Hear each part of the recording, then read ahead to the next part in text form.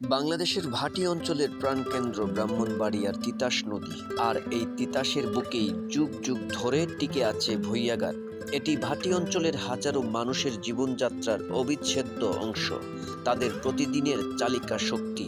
বর্ষার সময় যখন চারদিক পানিতে থই থই করে স্থলপথ ডুবে যায়, তখন এই ভূঁইয়াঘাটি হয়ে ওঠে এখানকার মানুষের একমাত্র ভরসা।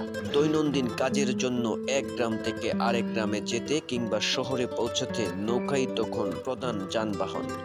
এই ঘাট থেকে প্রতিদিন শত শত মানুষ তাদের কর্মস্থলে যান, শিক্ষার্থীরা স্কুলে যায়, কৃষকেরা তাদের ফসল নিয়ে হাটে ছুটেন। আধুনিকতার ছোঁয়ায় হয়তো অনেক কিছু বদলে দিচ্ছে, কিন্তু ভূঁইয়াঘাটের গুরুত্ব আজও অমলিন। তিতাসের বুকে দাঁড়িয়ে থাকা এই ভূঁইয়াঘাট ভাটি অঞ্চলের মানুষের জীবন ও সংস্কৃতির এক জীবন্ত প্রতিচ্ছবি।